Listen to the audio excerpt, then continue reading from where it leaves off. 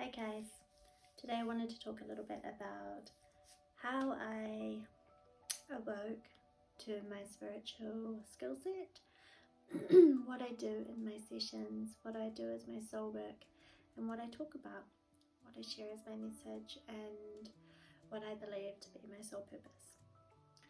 So about 6 years ago, I had what most people would consider a spiritual awakening. Before this time, I was a bit of a slutty pants, booze hag, party animal, whatever you want to call it, and was pretty miserable for most of that time. Searching for happiness and love in all the wrong places and on all the wrong penises. So I decided to go traveling. I was about 25 at the time. I went to the UK and I found myself in a position where everything that I thought that I was and every label that I defined myself by changed drastically, seemingly overnight. And that was confronting. It was lonely and I felt super lost. And I started going deeper into myself, and this time it was like a cracking open of sorts.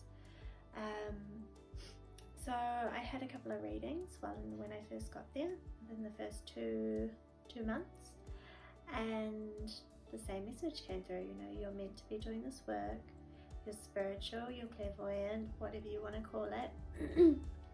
But I didn't believe them. I'd never had a spiritual experience that they had talked about.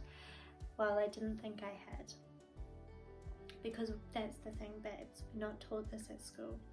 We're not taught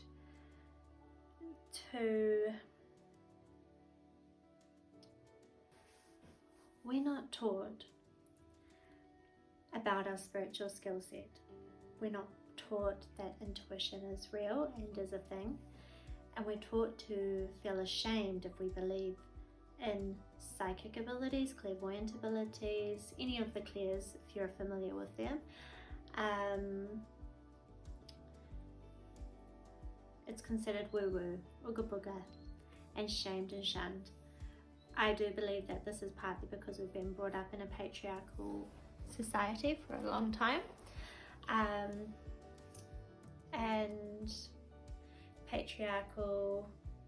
a patriarchal system is led by a masculine energy, and that shames the feminine energy and intuition, and our psychic skill set is very much in our feminine energy.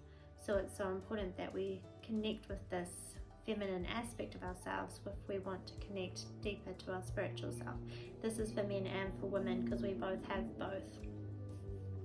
But anyway, I had not been taught enough. I did not know enough about what it was to be spiritual, or what it was to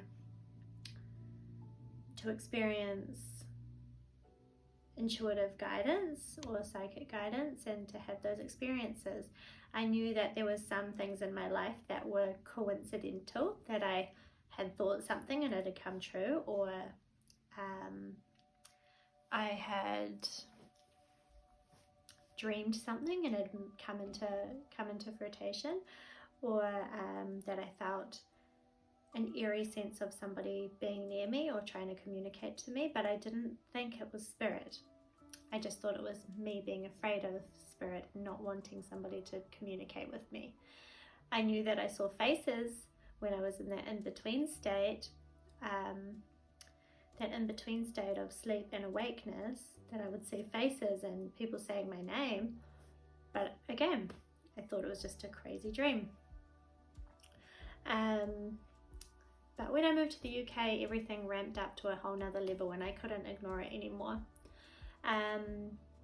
One particular event occurred when I was about to go out with my girlfriends, and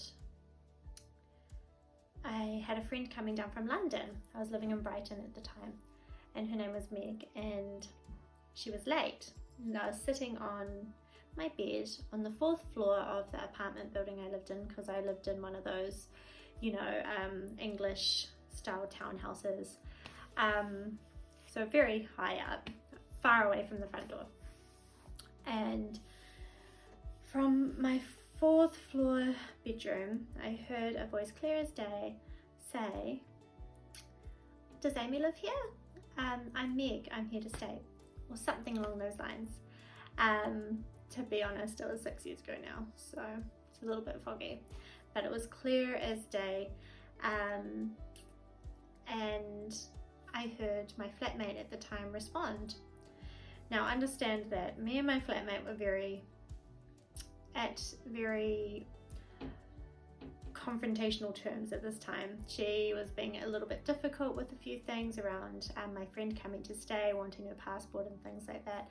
And she had this rule that no one could let their guests in except for you. So for example, Meg had to call me to come and let her in. And so I heard Meg's voice and I instantly thought, shit, she's going to lock Meg out. So I ran out the door and I was like, Meg, I'm coming, Meg, like screaming down the stairs. Like there's a few people living in the building. I was like, Meg, I'm coming. Because I thought my flatmate was greeting her. Halfway down, I see my flatmate and I'm like, you bitch, you have locked my friend out. And I didn't say anything, I just kept going, Meg, going down the stairs. Ran down to the bottom, the foyer, there's no Meg. Open the front door, no Meg. Look across the road, there's Meg. She's walking in the opposite direction, looking at her phone, and I'm just stressed, ultimately. So I ran across the road and I'm screaming Meg's name, Meg, and I run up to her and I apologize. I'm like, I'm so sorry. My flatmate locked you out. I can't believe she did that. And Meg turns to me and she says, what are you talking about? I haven't been at your house. My phone died. I was starting to get stressed. I didn't know where you lived. Now you have to understand my street. I lived on Church Road in Brighton, and anyone who has been there knows that it's just like this long main road. She could have been walking past any other place in that street at that moment, but she just happened to be walking past my exact door. Yes, on the opposite side of the road, but at that exact time, just in time for me to run out my front door and see her and hear her voice from the 4th floor of my building without her even being there, or talking to my flatmate, or knocking on my front door, even knowing where my house was. So in that second, I was obviously confused, but shocked. And penny drop moment was, this is what my spiritual mentors, my spiritual teachers, other psychics I've had readings from, the mediums I've been reading about, have been talking about. This is the experience. I am waking up. Of course, I didn't think that at first. I was super excited, but I was also like, holy shit, in utter complete shock. I was either schizophrenic or I was spiritual as fuck.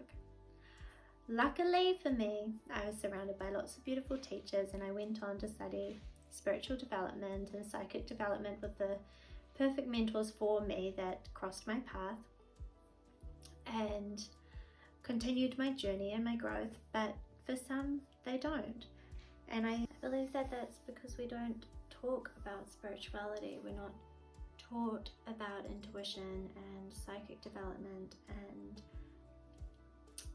being psychic and what that means, and there's so much taboo and stigma and fear projected around the topic that when we spiritually wake up, people are misdiagnosed. When we have spiritual experiences, sometimes, not every time, people are misdiagnosed with bipolar or with schizophrenia or depression, when really sometimes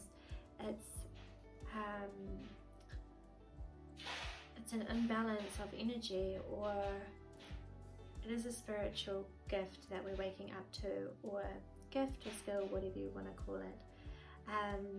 Sometimes it is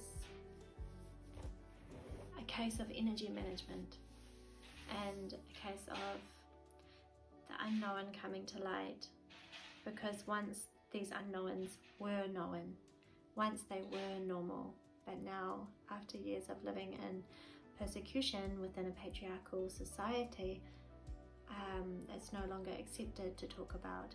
I know myself, growing up, I look through the timeline of my life, I have always known that I've been this way.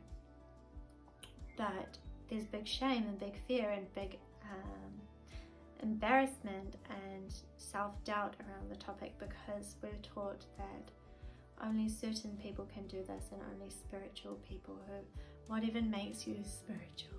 Because you dress up like a witch, or you dress a certain way, or you act a certain way, or you speak a certain way, or you look a certain way, and you practice certain rituals or belief systems. That's not what makes us spiritual.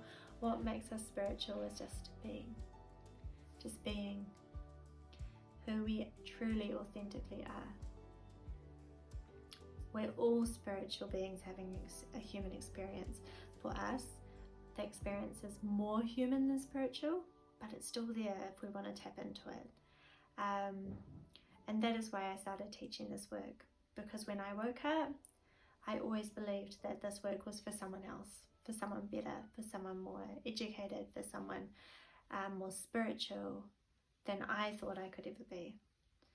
But when those things start to happen to you, that can only be a spiritual experience, that can only be something bigger than yourself, that's when you start to understand that this is real. This shit is real. I am psychic, I am spiritual, I am clairvoyant, I am a channel of light, or a channel for spirit. We all are, in a sense.